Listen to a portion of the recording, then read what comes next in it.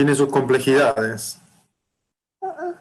Si vienen, no toques, ya está, ya está.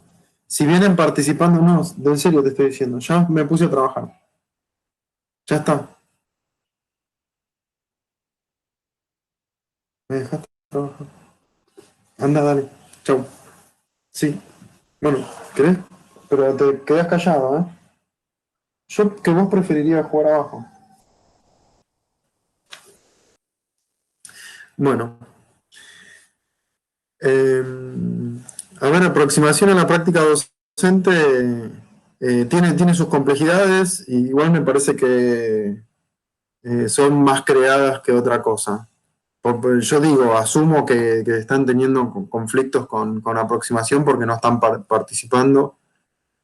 Estuve viendo los foros, veo que solamente Julieta pensó preguntas, que están buenísimas, y después tengo que hacerte una devolución. Juliana, perdón, Juliana. Eh, em, y Leo hizo su... Bueno, Juliana, vos también armaste una posible fundamentación que todavía no te dice la devolución. Sí, no hay problema, pero qué sé yo, después de leer los textos que me mandaste, que me recomendaste para el desarrollo de la fundamentación, como tenía las ideas tan frescas, dije, bueno, voy a hacer ahora porque si no después lo voy a tener que volver a releer el texto y entonces me pude hacer más o menos, igual yo sé que Perfecto. después eso lo voy a tener que refinar un poco, pero A ver, entendamos esto, que es un trabajo semanal en el caso de la producción. Por eso insisto en que participen, que no sientan que se están equivocando, o sea, no hay calificaciones acá. En algún momento la habrá, pero va a ser importante que hayan seguido hayan seguido el hilo de la discusión y de los avances. En este sentido, esto es lo importante, ¿no? Que todas las semanas avancen un poquito, les dediquen 1 o 2 horas y que eso lo puedan transmitir en el foro. En principio, lo que les propongo en esta semana, no voy a abrir ningún foro nuevo. Vamos a ver si para mí, ustedes pueden elegir, si quieren ya pensar las preguntas o quieren también intentar hacer esa articulación que estamos buscando hacer entre lo que trabajaron hasta ahora y los conceptos que fueron incorporando. A ver, pensar las preguntas es una manera también de avanzar en la cuestión teórica, porque si ustedes piensan preguntas, necesariamente van a tener que pensar en qué es lo que ustedes quieren obtener de la entrevista. O sea, eso que ustedes van a buscar obtener de la entrevista va a tener que ver con esclarecer su objeto de estudio, ¿no? Su elemento problematizador. Así que yo creo que cualquiera de los dos caminos que elijan hacer les va a llevar a profundizar con respecto a lo que nos estamos proponiendo. No sé, ustedes díganme si hay alguna cuestión que ustedes necesiten más que les aclare, a ver a qué está relacionado que no están interviniendo. Esto no es ningún problema, digo, lo podemos recuperar. Pero si a partir de ahora entendemos la importancia de que ustedes participen semanalmente en los foros para ir avanzando, teniendo en cuenta que van a llegar de mejor manera al objetivo final, que es el trabajo ya resuelto, ya terminado. Me parece que entendiendo eso, les propongo que se animen a intervenir, que le dediquen 1 o 2 horas por semana al foro de aproximación a la práctica docente. Además, teniendo en cuenta que esta semana no vamos a abrir un foro nuevo, así que no sé cómo lo ven. Díganme cuáles son los problemas que están teniendo, si es que hay algo que no está del todo claro. Sí, No hay mucha teoría, sí. Perdón, a mí, Francisco. no, perdón.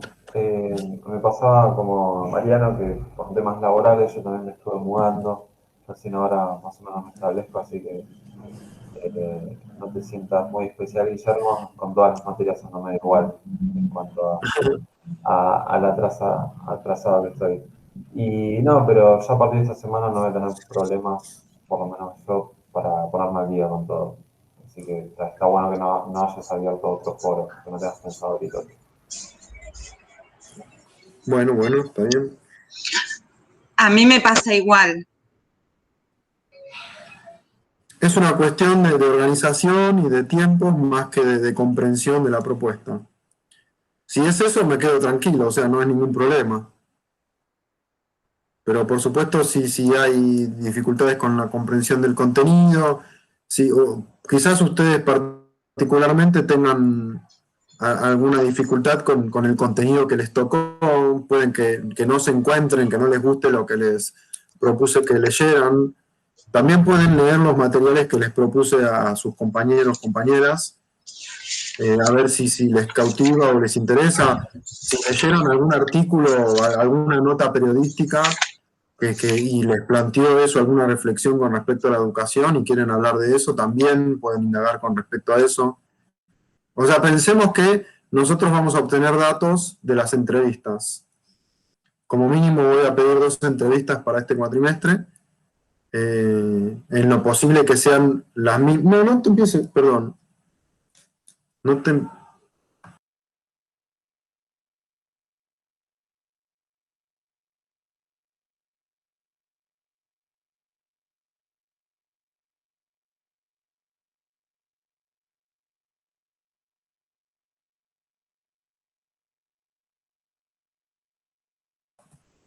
Ahí está. Bueno. Ay, todo el día acá. Yo estoy en provincia, están acá los pibes, no. Hay un tema que no abordé demasiado y bueno, tiene que ver con una dificultad mía de abordar la cuestión, pero entiendo que estas semanas estuvieron habiendo paro docente. Yo adhiero a los paros, estoy de acuerdo con los paros, por lo general, o sea, en esta ocasión, y por lo general, mi adhesión a los paros tiene que ver con una adhesión activa, o sea que yo no dejo de dar clases aunque haya paro, y menos en este contexto, no veo cuánto pasé de un tema de manera radical hacia otro, perdonen, pero bueno, acá en Provincia de Buenos Aires los chicos están acá en casa y las escuelas no están abiertas, pero bueno, algo hablamos ya de la cuestión de la presencialidad, o sea, mi desacuerdo con respecto al debate de presencialidad sí o presencialidad no tiene tanto que ver con lo que públicamente se debate, ni siquiera con la oposición que hay entre el gobierno de la ciudad y el gobierno nacional. Pasa más que nada por una cuestión pedagógica. Me da la impresión de que durante todo el año pasado no se hizo absolutamente nada con respecto a mejorar las formas de encuentro virtuales, no se hizo nada, absolutamente nada con respecto a las familias o los barrios que tienen cuestiones más de vulnerabilidad social para acceder a los aprendizajes. Entonces, que ahora empecemos a patalear a ver si la presencialidad sí o presencialidad no, me parece un sinsentido, una estupidez, y eso le da sentido también al paro docente. Me parece que quienes hicimos los esfuerzos el año pasado para mantener la continuidad en los aprendizajes fuimos los docentes exclusivamente, poniendo nuestros recursos. Entonces, la verdad que le veo todo el sentido al paro docente y adhiero absolutamente. Pero bueno, mi forma de adherir, la verdad es que no veo que el paro docente cobre mucha visibilidad y no creo que aporte demasiado si dejo de publicar algo en el campus o no lo dejo de publicar. Lo que sí que, bueno, quizás nos debemos una discusión con respecto a hacerlo más en un intercambio, a ver qué opinan con respecto a los paros en general. Bueno, esto tiene que ver con el rol docente. Bueno, yo no lo abordo en la materia y por ahí es una deficiencia, pero... Se me ocurrió algo para el paro.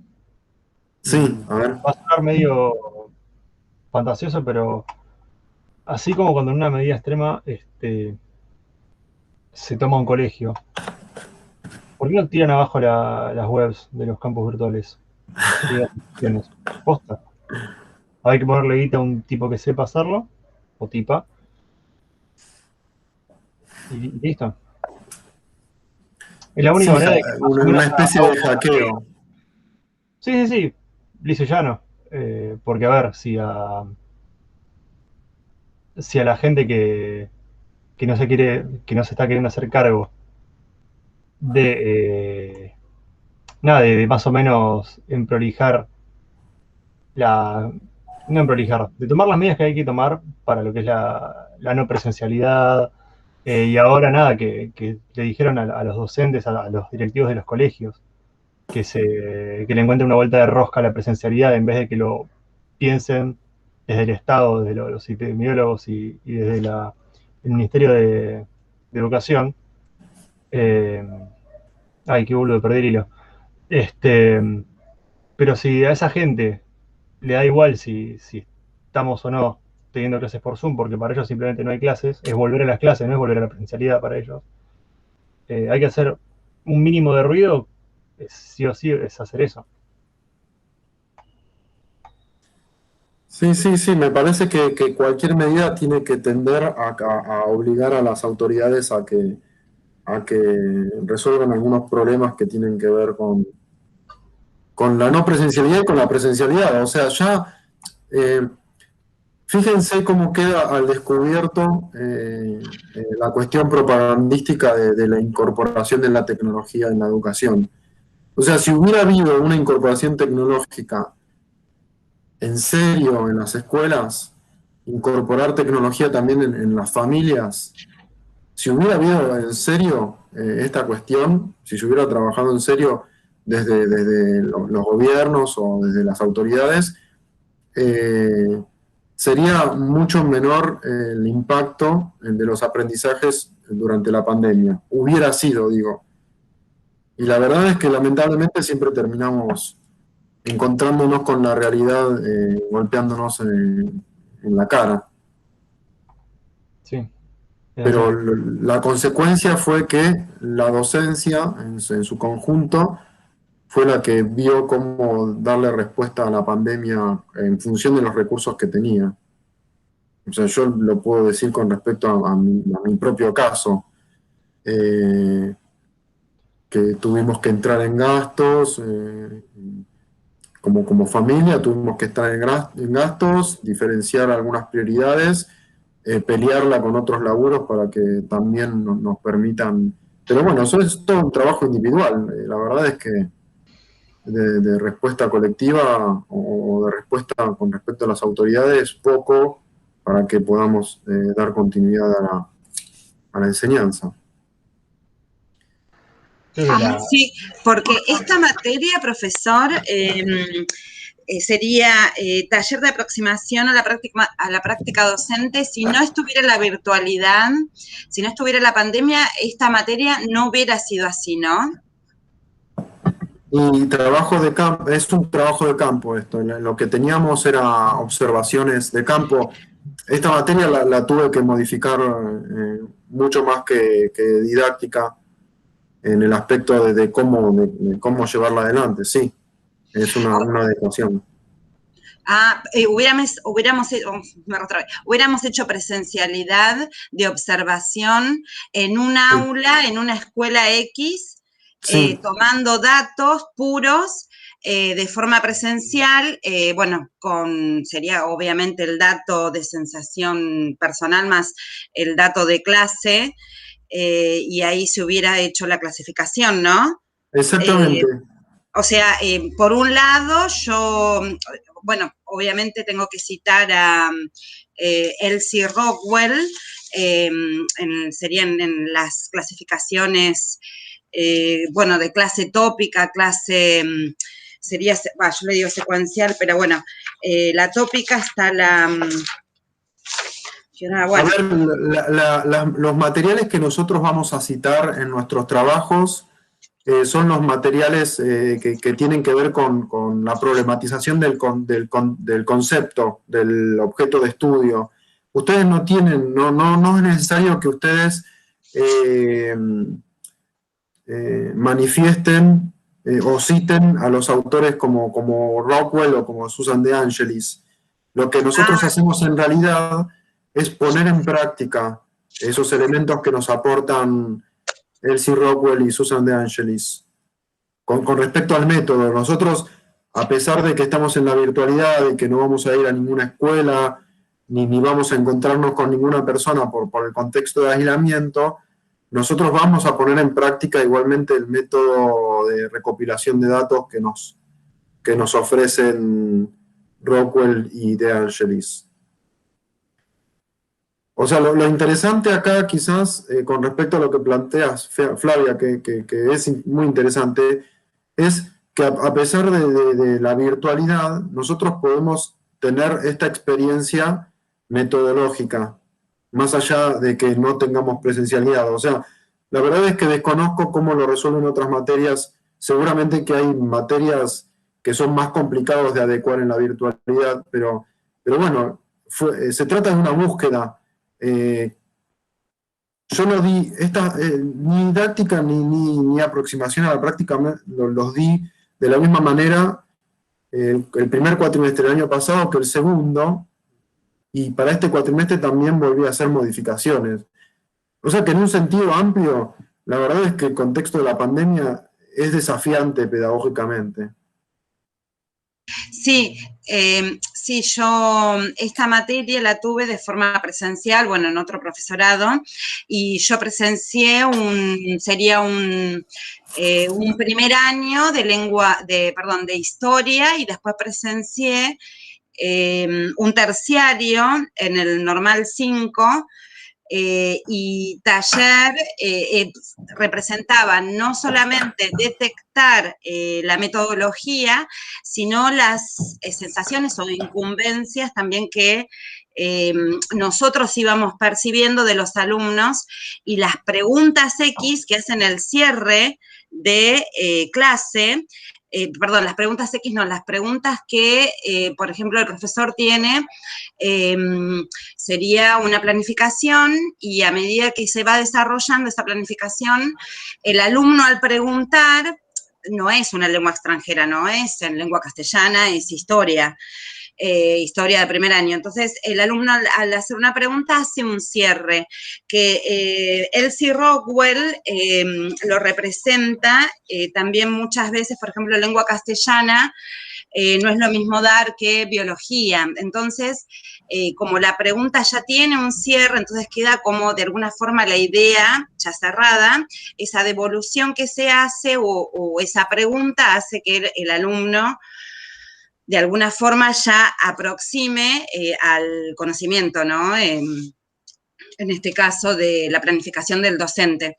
Y claro, por eso en un momento cuando empecé a ver las clases por Classroom, no terminaba de entender bien en qué momento, claro, aparecía esta segunda parte de la materia, y también me preguntaba qué difícil es dar esta materia de forma virtual, porque no, por un lado no entendía cómo era, igual no llegué a leer los foros de estas aproximación de esta segunda clase, que es taller aproximación a la práctica docente, no llegué a ver los foros, los otros sí los vi, los de didáctica, de los compañeros, pero no, esta parte no terminaba de entenderla bien, por eso es que, bueno, igual llegué tarde también a continuar el desarrollo de los textos y todo. El que sí leí es Elsie Rockwell, que me parece una genialidad, y bueno, no terminaba de entender, por eso la fundamentación no me quedaba clara, pero bueno, sí, me parece que para un docente en este contexto dar esta materia es compleja. Y sí, calculo que, bueno, como decía Mariano, o sea, que verdaderamente no están, hay una, o sea, el Estado, las formas o quizás los recursos o la preparación nunca estuvo. Desde el año pasado hasta hoy nunca estuvo.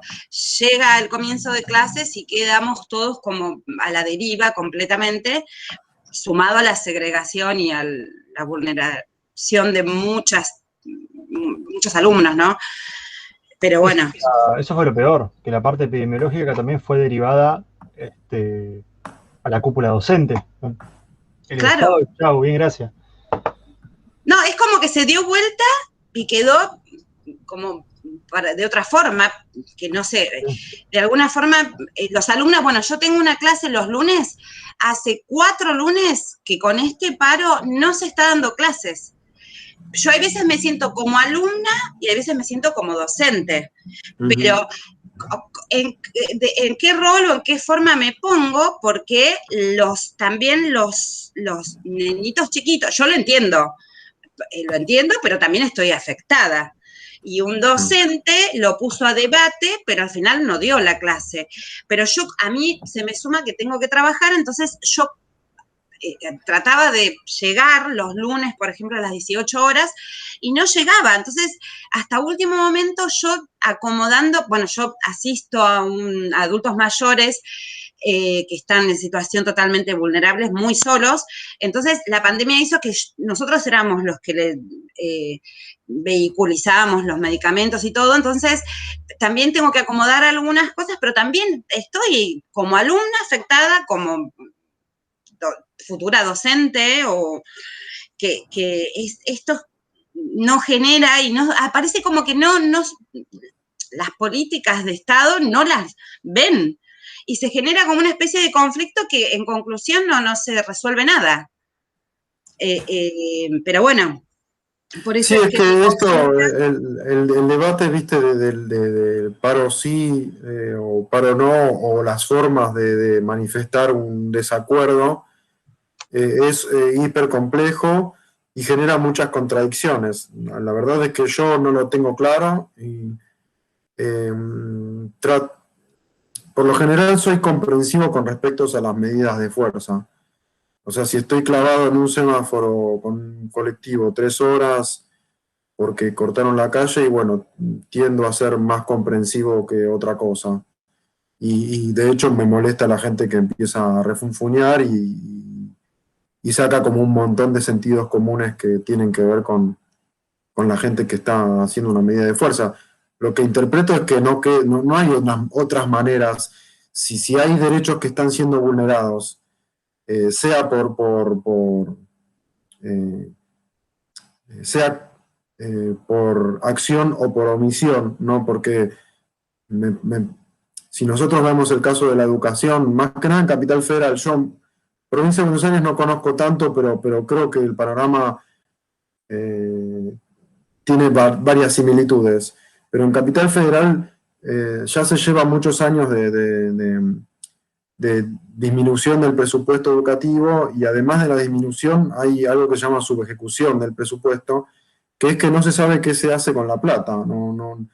Primero, que no se sabe bien qué se hace con la plata, y segundo, que esa plata que no se utiliza a fin de año se utiliza para otros fines, quedan como a la deriva. Entonces los gobiernos tienen como la facultad de hacer con la plata esa lo que quieran. Entonces, si tienen fines espurios, digamos, les reconviene subejecutar presupuesto. Y esto estamos hablando de que, bueno, el año pasado hubo todo un tiempo maravilloso para poder mejorar las escuelas, haciendo que no había actividades y no se hizo absolutamente nada. Entonces, bueno, qué sé yo, la verdad es que comprendo el descontento. Y también comprendo a las familias que no tienen otra, o sea, tienen la escuela es un organizador social. Y los tiempos de la escuela son uno de los que rigen los tiempos laborales. Entonces, si tenés familias en donde las dos personas trabajan, o sea, no tenemos la familia tradicional en la cual una de las personas se queda con los hijos, incluso si tuvieras la colaboración de algún familiar que mandás a tus pibes a la casa de tus viejos o de los viejos de tu pareja, y incluso desde ese punto de vista vas a tener que necesariamente dedicarle todo ese tiempo que los pibes estaban en la escuela a vos. La verdad es que me cuesta imaginar la diversidad de realidades que se hubieron el año pasado, teniendo en cuenta la cantidad de tiempo que no hubo clases. Y comprendo el enojo que puede haber de parte de la población o de parte de determinados sectores que no tienen con quién. Y yo creo que son los sectores que no se manifiestan, porque si vos ves, no quiero ser prejuicioso, pero bueno, lo soy. Voy a reconocer que soy prejuicioso. Si veo a las personas que cantaban el himno afuera en Olivos, con los uniformes escolares, o sea, era notorio la situación. No es la gente que mayor problema tiene con quién dejar a sus hijos. Entonces, a mí lo que me preocupa de toda esta situación es los sectores más vulnerables, o sea, con quién dejan a los pibes si no los mandan a la escuela. ¿Qué pasa con esos pibes? Están más en la calle quizás, no sé. O sea, para pensar cuestiones, ¿no? Pasa que Entonces, esa gente no quiere dejar a los pibes con la empleada doméstica, por eso. bueno, para sumar a los prejuicios, pero sí, puede ser, qué sé yo, no sé. Me parece que igual, o sea, igual digo, hasta cierto punto, no hasta cierto punto, digo, es aceptable que la gente esté podrida y que diga, no, queremos que las escuelas estén abiertas igual. Pero bueno, hay que entender cuál es el costo también, ¿no? Yo la verdad es que no dejo de enterarme, no sé, no circula tanto por los medios, pero no dejo de enterarme de personal docente y no docente que se sigue contagiando de COVID y sigue enfermando y sigue falleciendo.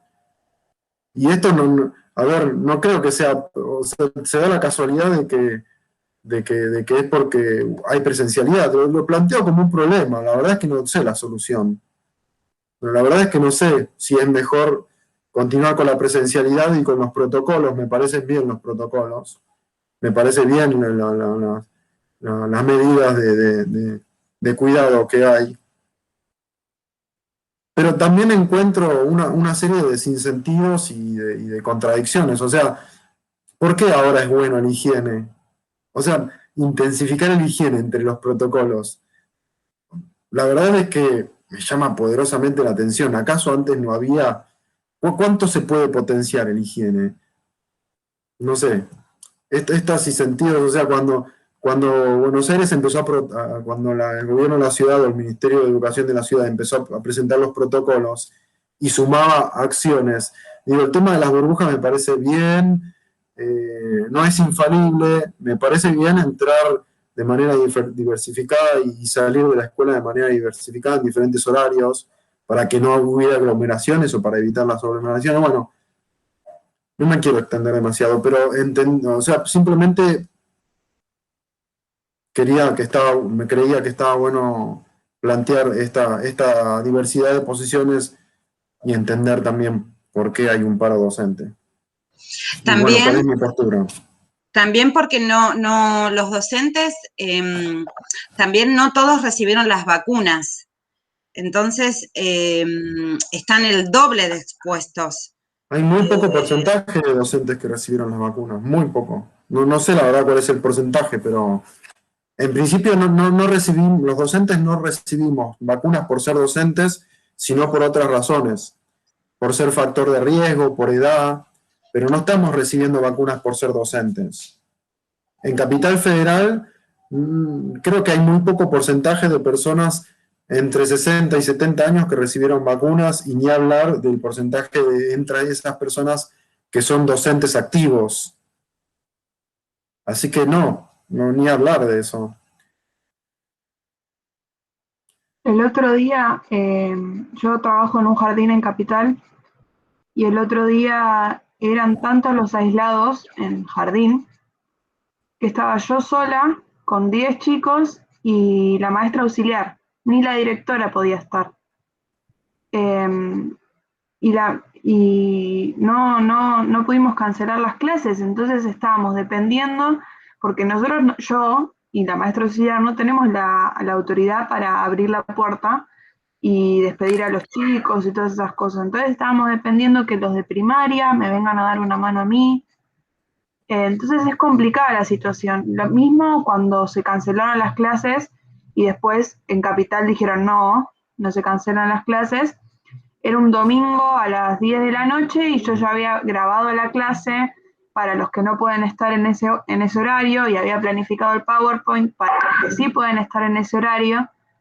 Entonces, y me escribe mi coordinadora de área y me dice, no, mañana hay presencial. Entonces es toda una cosa que decís, que no sabés lo que va a pasar hasta el último segundo. Bueno, ¿sabés cómo se llama eso? Flexibilización laboral. ¿Por qué? En principio porque, o sea, el rol docente se ha visto, o sea, la buena manera de verlo o la buena manera de decirlo es que se ha visto, la tarea docente se ha visto profesionalizada en algún sentido, pero también diversificada. O sea, vieron que en el texto de Daniel Feldman habla, bueno, dar clases no es solamente estar en el aula hablando y dando un contenido, ni siquiera es solamente planificar ese contenido para dar en la clase. Tiene que ver también con una actividad administrativa que genera, o sea, diversifica la tarea docente. Ahora, con la pandemia, además de dar la clase, también tenemos que grabar videos, también tenemos que comunicarnos con las familias por WhatsApp, también tenemos, a ver, todas estas cuestiones. ¿Acaso el Estado o la escuela nos da el celular o nos paga el servicio de telefonía o nos paga la conectividad? Ahora, en el último arreglo salarial se acordó, no sé si son 1.000 pesos por conectividad, que me parece, me da gracia, qué sé yo, mejor algo que nada, pero me da un poco de gracia. Yo estoy pagando, perdonen que hable concretamente de esto, pero es una realidad. ¿Cuánto sale un servicio de internet en tu casa? Cuando casi ningún operador brinda solamente internet. O sea, cuando vos pagás internet estás pagando un paquete de cablevisión, por más que no veas y qué sé yo. ¿Y cuánto está saliendo? ¿3.000, 4.000, 5.000 pesos? ¿Y cuánto tiempo estamos nosotros conectados? Eso por un lado. Y después, esto que se habló el año pasado del derecho a la desconexión, que está buenísimo pensarlo así, pero la verdad es que al principio era un caos. Me la paso 12 horas trabajando, subiendo contenido al campus, respondiendo a foros, y después planifico y después corrijo. O sea, como que se sumó el tiempo de dedicación y más o menos el salario sigue siendo el mismo. O sea, digo, el salario pareciera como una necesidad, como un interés material, pero bueno, es la forma que nosotros tenemos hoy de que se reconozca nuestro trabajo. Entonces, si nosotros no cobramos un salario acorde, entonces tenemos que buscar diversificar nuestras tareas, buscar nuevos trabajos, estar en más escuelas, ¿no? El tiempo que le dediquemos a un curso o a un grado o a un aula va a ser menor, vamos a estar más cansados, no sé, bueno, una serie de cuestiones.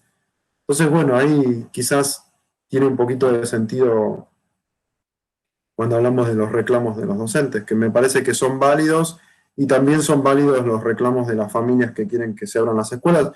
Digamos que los gobiernos están en un brete, también en cierto sentido. No me gustaría ser gobierno, no tendría ese oficio. Pero bueno, no es nuestro problema tampoco, ¿no? Nuestro problema es poder dedicarnos a nuestra tarea, que nuestra propuesta educativa sea de calidad y logre sus propósitos. Están en línea con respecto al diseño curricular, ¿no? Lo que también tiene que ver con la tarea docente, o sea, estar informados con respecto a cuál es la actualidad educativa con respecto a nuestro contenido. Bueno, son todos una cuestión que hacen al rol docente y que, bueno, que aproximación a la práctica docente, yo tengo una enorme capacidad de conectar los temas. O sea, estoy hablando de paro docente y puedo hablar de aproximación a la práctica docente.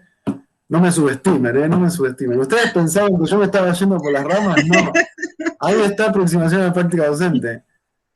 Esto es aproximación. Esto es darnos cuenta de todo lo que está pasando. Exacto. visibilizar, porque, a ver, y también, o sea, darle el lugar que se merece a la docencia, por ejemplo, Juliana, que calculo que quizás ella dijo, ¿cómo hago todo esto?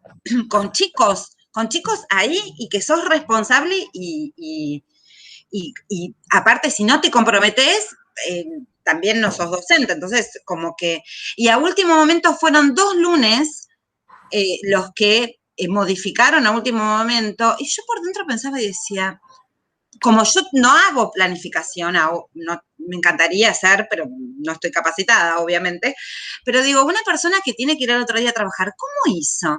Bueno, y yo estoy en un grupo del Normal 5, la cantidad de ADEMIS que había empezado a proponer lo que es, que no sé bien cómo es este sindicato, no entiendo bien, que había propuesto, dijo, ¿cómo hacemos? Y mi hija, y bueno, y ahí empezaron la misma conclusión que decía Juliana, porque los hijos a último momento, ¿cómo hacían? Porque tenían que ir a trabajar también las personas, de las familias, obviamente, de los chicos que... sí, verdaderamente no estaba entendiendo. Después me di cuenta, pero en ese momento los más perjudicados de forma aguda eran los docentes, ¿sí? Sí, tienen que ver con esto que plantea Juliana, o sea, flexibilización laboral también quiere decir que a las 7 de la noche te mandan un WhatsApp diciendo mañana tenés que venir. O sea, no hay o sea, se entiende el contexto, pero no hay una lógica con respecto a esto. Y también tiene que ver con un aprendizaje. Yo doy clase también en la universidad y son clases virtuales y hemos conformado grupos de WhatsApp, aunque yo no lo prefiero, y estoy respondiendo mensajes de WhatsApp los domingos a la tarde, y cuando me veo diciendo, ¿por qué esto es trabajar domingo cuando en realidad es un día de descanso? Y bueno, después lo vuelvo a pensar y digo, lo respondo rápido, digo, está trabajando, o sea, las personas también tienen tiempo para dedicarle a la materia los fines de semana. También WhatsApp es una manera cómoda de responder a algunas cuestiones concretas. Tampoco es que me voy a poner a dar una clase por WhatsApp. Pero bueno, esta serie de diversificaciones que hacen a los docentes, el texto de Grimson, que no sé si a alguna de ustedes les propuse que leyeran con respecto a su problema para aproximación a la práctica docente, pero si no se los propuse, está entre los archivos de lectura optativa, da cuenta de la historicidad de la construcción del rol del docente. Y ADEMIS o los sindicatos que representan a los docentes, que tienen sus complejidades gigantescas, se conforman hace muy poco tiempo. Estamos hablando de los 60 acá en la Argentina, donde fue un proceso complicadísimo que el rol de la docencia se viera desde su rol como trabajadores, ¿no? Que la identidad, o sea, en principio, durante muchos años, desde la época fundacional del sistema educativo en la Argentina hasta la década del 60 del siglo pasado, 1960, ¿no? Alrededor de esa época, es como se empieza a conformar una identidad del docente saliéndose del oficio, ¿no? De ese oficio con responsabilidades sociales, ¿no? Ligado a la cuestión de la maternidad, ¿no? Ligado a lo afectivo, ¿no? Se desprende un poco de ese peso, de esa mochila, y empieza a verse como un asalariado, ¿no? Se deja de ver un poco como un funcionario del Estado y se empieza a ver se empieza a construir como desde el rol de asalariado. O sea, se incorpora a la identidad del docente desde este punto de vista. Y no es un proceso que haya salido de la noche a la mañana. es un proceso que se va construyendo colectivamente, es un proceso que aún hoy en día tiene sus grandes problemas, porque la sociedad por lo general ve mal que el docente pare, y Flavia, seguramente vos también lo vivís y tenés las mismas contradicciones como personal de la salud. O sea, como una Sí, persona que tiene sí. que estar las 24 horas ahí para A atender a las las 2 de la personas. mañana. A las 2 de la mañana, la persona que está sola, que es sin familiares, te llama. Entonces, yo trabajo para el gobierno de la ciudad, para la tercera edad, que es una asistencia que se da, o sea, esta asistencia aparece acá en el país, bueno, después de la Segunda Guerra Mundial, porque los grupos etarios más vulnerables son los nenes y los adultos mayores, porque, bueno, son los más afectados en una sociedad después de una guerra. Lo traen acá, este concepto, y lo desarrollan en el 50 y pico, 60, pero recién empezó a funcionar en el 80, más o menos, 70 y pico. Y bueno, esta asistencia requiere que la persona esté sola, no tenga familiares, y obviamente ya la edad ya es una circunstancia importante para esta asistencia, porque a lo mejor tiene enfermedades de base o crónicas o patológicas o agudas, y el proceso cognitivo también, cuando aparece toda una disfunción, ¿no? Que se acerca al Alzheimer, porque cumple la misma característica, pero es agudo, pasa un momento y a lo mejor es porque tiene una uña encarnada y después pasó. Pero esa persona te llama a las 2 de la mañana. Exacto.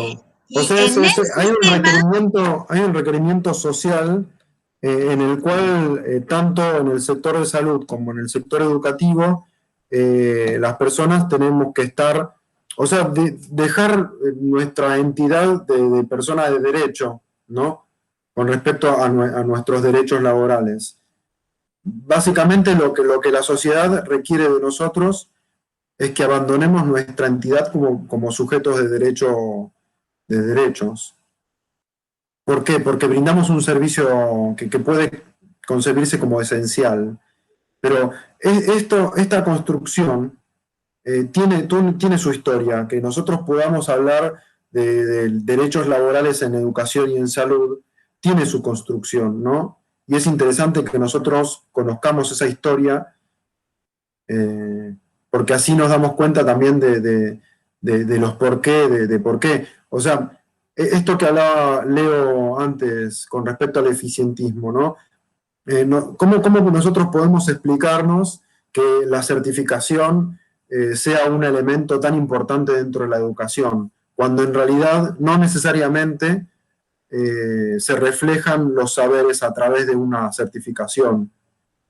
Digo, no es una herramienta eficiente con respecto al aprendizaje, la certificación, ¿no? Porque la certificación también depende de cómo evaluemos el conocimiento. Si una persona tiene buenas habilidades de redacción, tiene buenas habilidades de abstracción, o sea, puede resolver un examen que es teórico, pero una persona que no tiene potencialidad en esas habilidades no va a obtener buenos resultados en una evaluación. Y eso no significa que no haya comprendido el contenido. Pero sin embargo, se mantiene la tradición, en parte porque no se encontró una buena manera una mejor manera de reflejar los aprendizajes que no sea a través de la certificación. En parte es eso, ¿sí? Pero digo, no hemos llegado al momento de que la educación pudiera superar algunas tradiciones del conductismo para que podamos reflejar de mejor manera los aprendizajes. Y por eso podemos tener una comprensión un poquito más completa de por qué la certificación sigue siendo importante hoy en día. Y en relación a la certificación, bueno, ¿cómo se desarrolla la actividad docente? ¿Cómo nosotros nos posicionamos como docentes de nuestro rol con respecto a estas limitaciones, a la limitación que nos impone la necesidad de evaluar y de calificar? Bueno, la evaluación es uno de los elementos que nosotros vamos a ver en la unidad 4 en didáctica general, pero es uno de los elementos problemáticos de la enseñanza. ¿Cómo vamos a ver cómo está ligado la evaluación y la calificación con respecto a la enseñanza? La enseñanza como concepto, como objeto, uno de los objetos fundamentales de la didáctica. Después, la cuestión del contenido, cómo seleccionamos, qué contenido seleccionamos para que sean evaluados, cuánto de la práctica de la enseñanza está reflejado en un instrumento de evaluación. Sí, porque está el problema de qué agregar a una evaluación, si la evaluación trabaja contenidos que fueron elaborados durante la clase, o no. Bueno, esto lo vamos a ver en la unidad 4, pero de acá radica, o sea, haciendo un chapuceo, ¿no? Fíjense cómo está de alguna manera todo conectado. Que la cuestión de la certificación del aprendizaje, de los aprendizajes, o como algunos otros llaman control de los aprendizajes, está relacionado con el tipo de evaluaciones que nosotros desarrollamos. Y cuánto de esto estructura la actividad docente.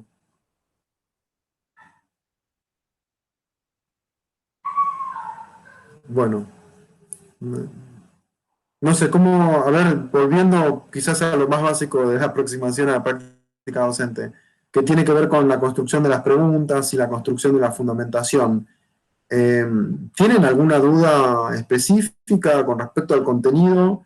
¿Quieren que trabajemos algunas de las intervenciones que hay en los foros? ¿Qué prefieren? ¿O quieren que les dé, que les diga algo más con respecto a la fundamentación que puede ayudarles a ustedes a construir ese componente del trabajo? Y vendría bien el tema de la fundamentación, porque por ahí uno conoce las cuestiones básicas que ir de lo general a lo particular. O sea, primero arrancás un poco en el área temática y después te vas cerrando a tu objeto. Y después, por lo general, yo había aprendido que uno termina haciendo, o sea, el fin de la fundamentación serían las preguntas, que van a orientar después a los objetivos y demás. Por eso esa cuestión metodológica estaría bueno por ahí repasarla. Sí, sí, por supuesto. En principio,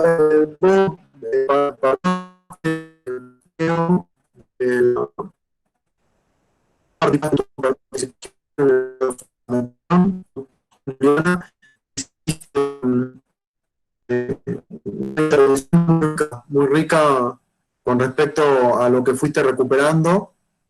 Lo que ahí te había propuesto es que quizás en la fundamentación no es necesario detenerse tanto en los ejemplos, sino quizás elegir el ejemplo concreto que da inicio a la problematización del objeto para dar un poquito más lugar a lo que es justamente la fundamentación.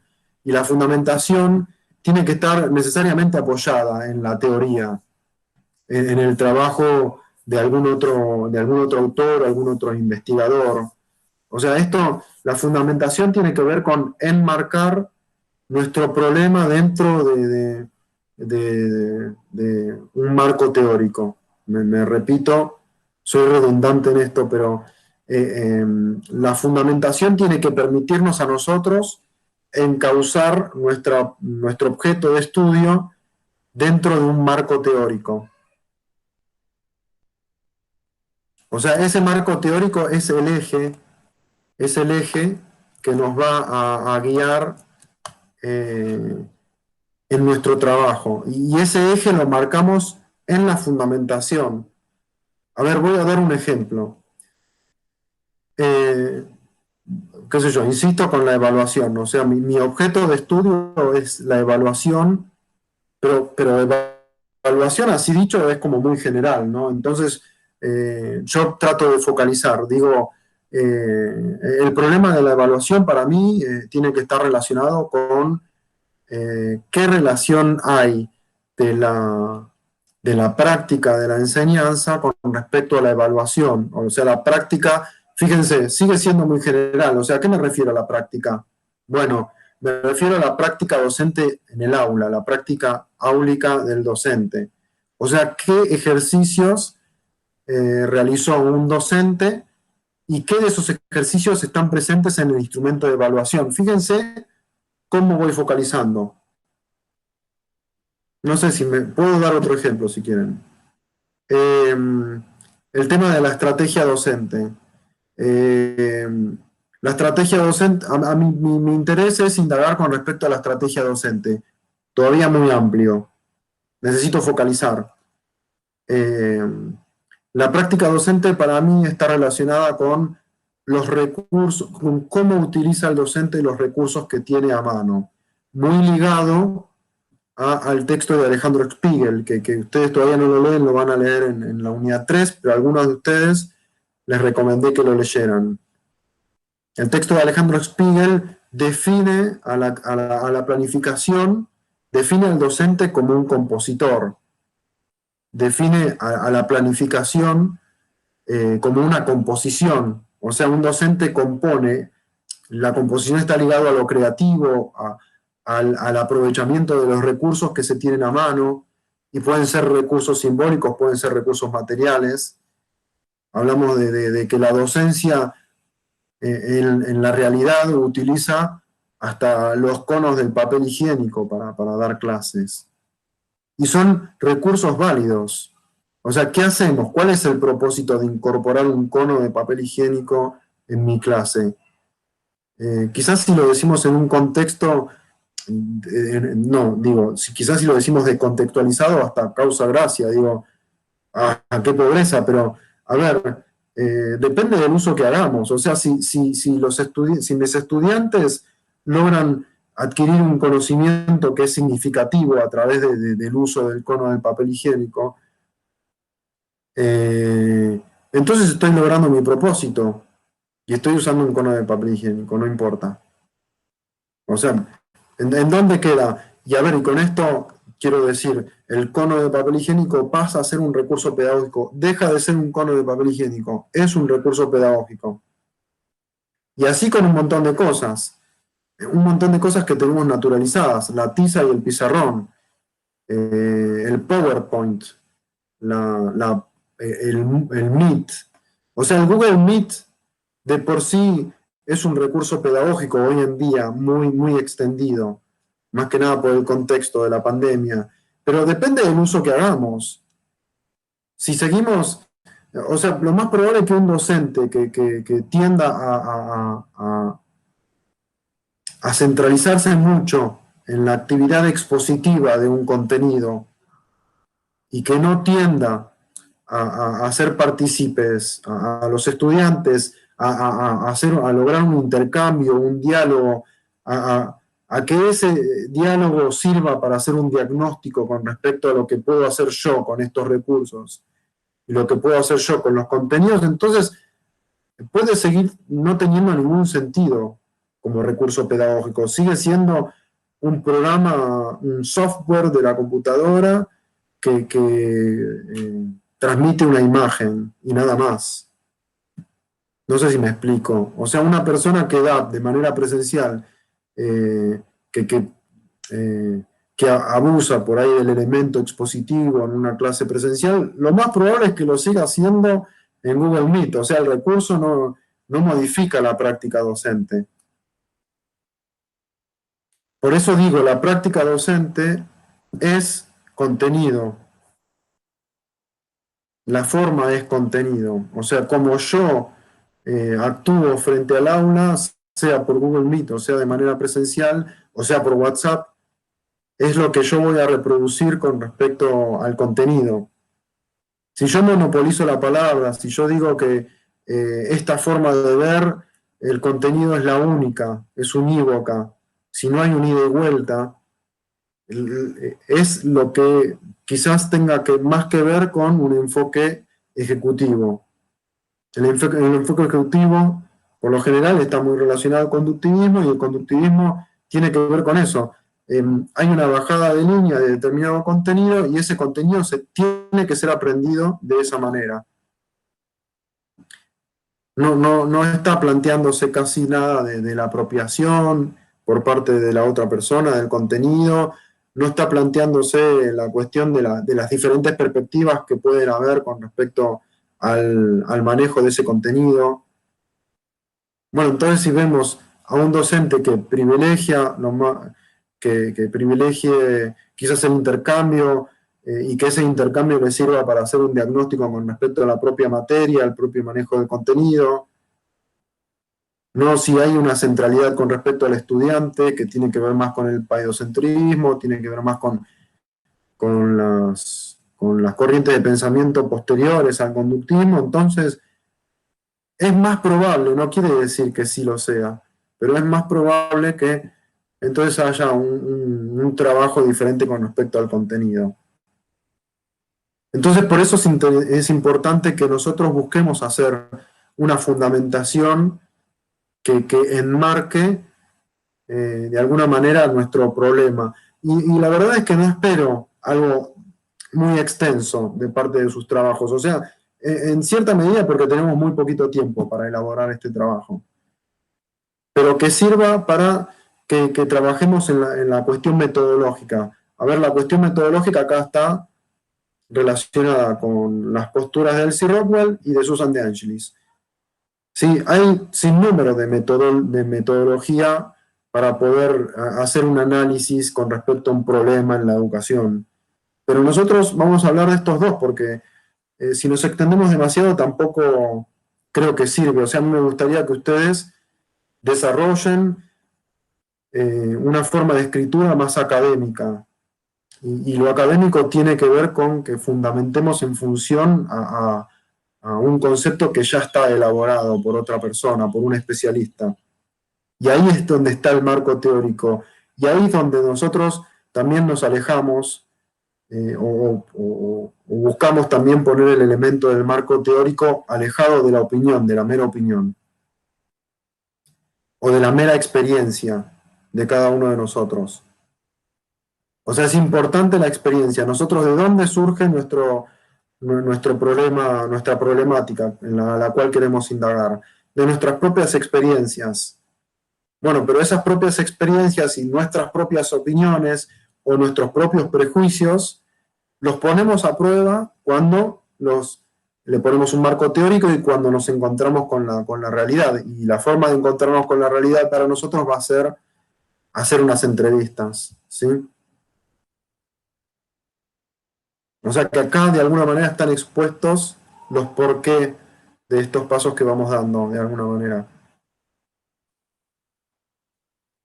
Sí, los ejemplos es, volvamos a lo concreto. Nos fuimos arriba a la estratosfera, volvamos a lo concreto. El ejemplo que les di de la evaluación. A ver, a mí me interesa la evaluación, me pregunto por la evaluación, me pregunto por las estrategias docentes. A ver, dentro de determinadas concepciones podemos ligar a la evaluación dentro de las estrategias docentes. Bueno, están ligados estos, pero yo quiero hablar específicamente de las estrategias, y digo, bueno, estrategias, es enorme, vamos a focalizar las estrategias con respecto a los recursos, cómo utilizo los recursos, cómo utilizo Google Meet. Quiero indagar eso, a ver si hay diferentes formas de utilizar Google Meet. Decíamos antes que los chicos aprenden, tienen estrategias para evadir el aprendizaje, apagan sus cámaras.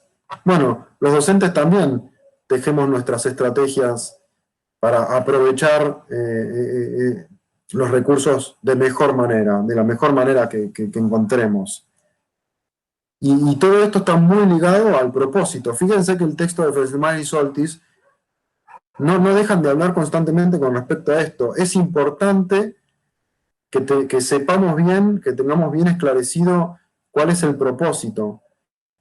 Los autores dicen, todos estos tres docentes, más allá del enfoque que tengan, que son muy disímiles cada uno entre sí, son docentes exitosos. ¿Por qué? Porque logran sus propósitos, porque logran sus objetivos.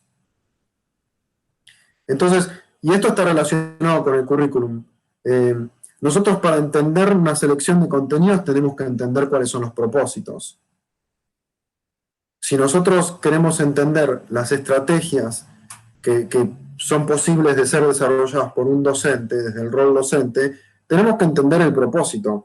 Nosotros cuando vayamos a entrevistar, si nuestro interés es indagar sobre las estrategias, tenemos que indagar necesariamente con respecto al propósito. No sé cómo lo podemos hacer, porque depende de cómo encaren la pregunta, pero lo más, o sea, en la cuestión de la indagación vamos a ver que también está un poquito la cuestión de que seamos hábiles en la construcción de las preguntas. Entendamos que el docente también va a buscar responder lo que es políticamente correcto. Si nosotros le estamos adelantando con nuestra pregunta que nosotros estamos indagando con respecto a los propósitos y la docencia, bueno, por lo general se entiende que los propósitos tienen que ser algo importante, esclarecerlo. Por ahí no, por ahí nos encontramos con un docente que no lo tiene del todo claro, entonces va a ser más genuina su respuesta. Pero nosotros nos podemos anticipar a esto y pensar, seamos hábiles con respecto a pensar la pregunta. Bueno, yo quiero indagar con respecto al propósito de tu estrategia. Bueno, podemos indagar en principio qué significa estrategia para el docente que estamos entrevistando, para tener una idea más general. Entonces después le podemos preguntar, bueno, ¿y cuáles son tus estrategias preferidas o las que más utilizás? ¿Por qué? El por qué acá es clave. ¿Sí? Entonces ahí estamos preguntando con el por qué, estamos preguntando el propósito. ¿Sí? No sé si aclara, hablé un montón de tiempo, perdón. Sí, está súper claro. Está claro. O sea, lo que yo les quiero decir también es que así como parece complejo, entendamos que vamos a ir paso por paso y vamos a ir revisando cada uno de los componentes que vamos construyendo. Así que no se desesperen, por ahí se vuelve algo inalcanzable, pero vayamos paso por paso. Ahí Juliana pensó algunas preguntas, yo le voy a responder con respecto a las preguntas que pensó. Pero van a ver que por ahí se encuentran en un momento del trabajo que quieren modificar la fundamentación y es válido, pero para poder modificar la fundamentación tuvieron que haber escrito algo antes. Entonces, está bien que se encuentren con estas dificultades, es parte del trabajo. Y a mí lo que me gusta ver es ver que se encuentran con estas dificultades. O sea, notarlo yo como docente, ¿no? Que se encuentren con estas dificultades. Bueno, ahí está. No hablo más. Me callo.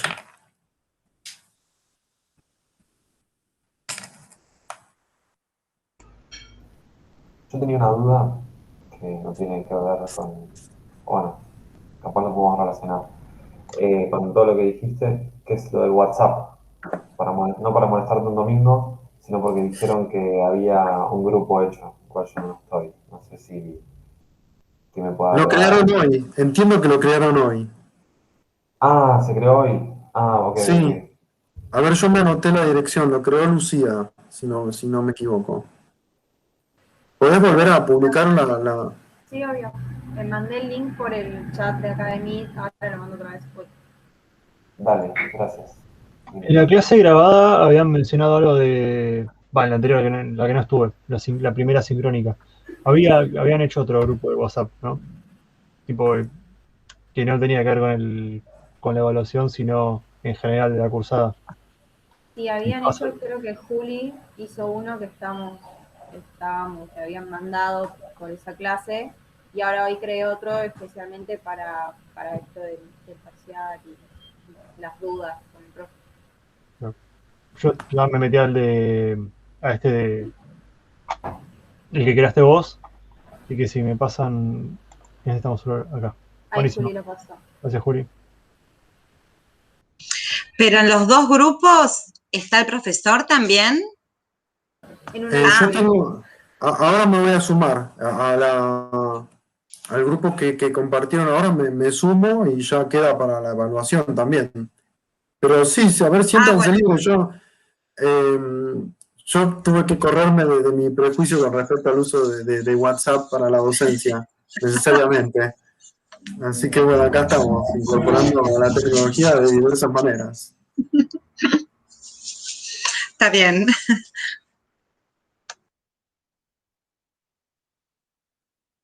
Quizás hasta es el mejor uso, el uso del WhatsApp, el uso laboral, el uso profesional del WhatsApp, es el mejor uso. Esto de suplir los encuentros presenciales, bueno, ahora en pandemia sí, bueno, pero como que yo tengo varios grupos de amigos y es como que intercambiamos un montón de ahí y no sé tanto el beneficio de eso. Prefiero ir a saludar a mi amigo y charlar un poco. Así que por ahí el uso beneficioso profesional del WhatsApp es mejor que el otro. Como capaz invertir los roles, ¿no? Como que se trabaje más por WhatsApp y los encuentros más nutritivos que sean más esporádicos y presenciales, ¿no? Para mí. Sí, creo que hace creo que un buen uso docente del WhatsApp, como de otras redes sociales, hace a lo democrático del aprendizaje también, ¿no? Al acceso del conocimiento, esto que hablábamos también en un momento, que todos los textos están en PDF, o sea, ahora se volvió una obligatoriedad prácticamente, por lo menos en nivel superior. El tema de acceder al material de estudio con la compra de libros o de fotocopias siempre me pareció a mí una especie de despropósito. Y bueno, la verdad es que encontrar los textos que están en línea y que hay un montón ahora, que se puede trabajar a partir de eso, me parece que democratiza también un poco el acceso a la educación. No sé, por ahí es una mirada media ingenua, pero... Sí, pero no es lo mismo. Bueno, yo soy media vieja, pero no es lo mismo agarrar esta percepción también de tenerlo y hojearlo y genera como una, sería como una motivación diferente.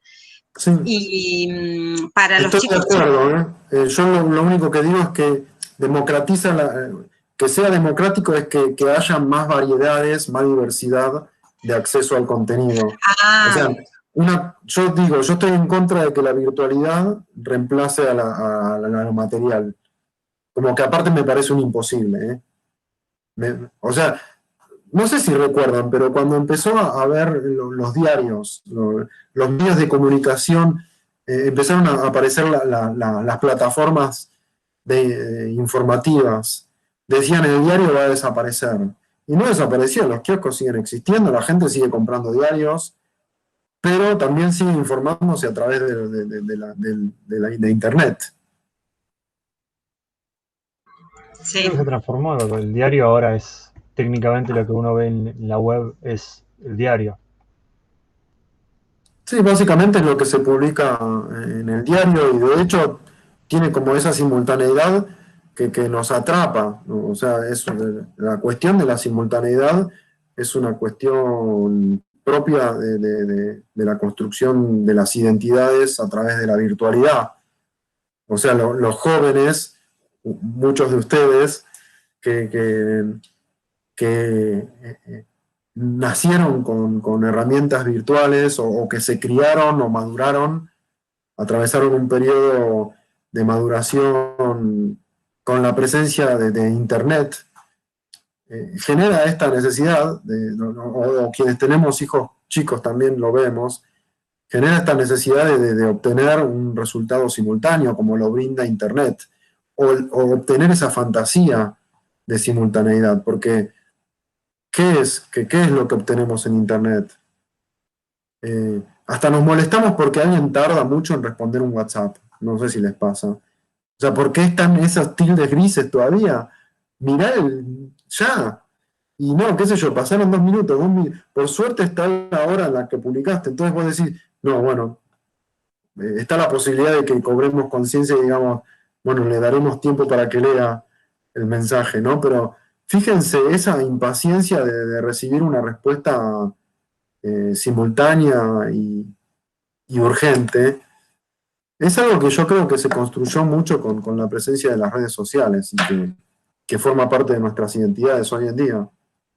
Bueno, para mí la escuela tiene que lidiar con esto, tiene que comprender que la escuela, en principio, tiene lógicas diferentes, pero también existe la necesidad de que incorporen, de alguna manera, estas lógicas también.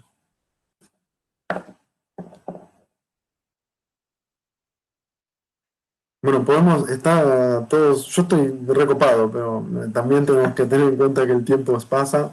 Me parece que ya estamos en horario. Sí, no, como vos decías, Sí. para redondear, es clave el hecho de comprender de que llegaron aparentemente como para quedarse, ¿no? Como no ponerse en un rol antagónico frente a lo nuevo, y sino comprender que si la sociedad de alguna manera las acepta porque están, si algo está tan masivo es que está aceptado, y trabajar a partir de eso, ¿no? Como ver cómo se encara el problema. Es muy interesante lo que decís, Francisco. La escuela para mí tiene que tener ese rol de desnaturalizar el uso de las tecnologías, porque ya hace muy poco tiempo que existen y se ha naturalizado el uso de alguna manera. Entonces me parece que la escuela tiene que enseñar a hacer un uso responsable y consciente de las tecnologías.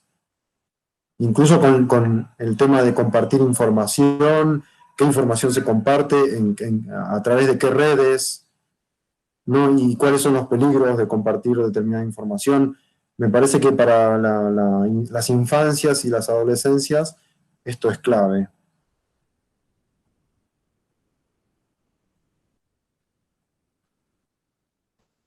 Bueno, y acá se vuelve a diversificar el rol del docente de nuevo, ¿no? Más aún.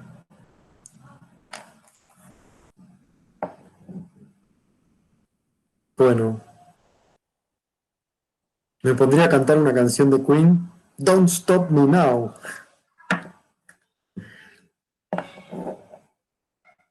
No sé inglés. No me paren ahora. Ah, Bueno, pero bueno, no sé, ojalá que a ver, yo puedo cambiar mi forma de dar la clase y ustedes me lo pueden plantear. Por ahí tengo la tendencia a ramificar demasiado, pero a veces es la forma quizás que yo encuentro de conectar con el contenido teórico. Pero no necesariamente ustedes tienen que estar de acuerdo ni con la lectura, pero sirve más que nada para incorporar los contenidos y ir haciendo esas conexiones. Mimiso. ¿Mimiso? Sí, mimiso. Espérame que ya termino, Mardi. Pero mimiso, te dije. Bueno, espérame. ¿qué dijo? Mimiso. Permiso, está diciendo. Oh, ¿cuánto Yo sé tiene? dónde va. 3 años. Oh. Ay, la mejor Devolví. edad. Me sacó el celular. ¿Cómo hiciste? Es mago, dámelo. Ah, mirá que se va a apagar, porque tiene poca batería. Bueno, ahí tenemos el caso, el momento exacto. Nativo digital. Sabe prender el celular, sabe la clave, bueno. Listo. Bueno, ¿estamos bien entonces con el contenido? Sí. Sí, bueno, seguimos trabajando. Ahí Leo nos dejó un tema de Queen, ¿no? No, digo, con respecto al contenido, perfecto, súper claro. Ah, bueno, genial.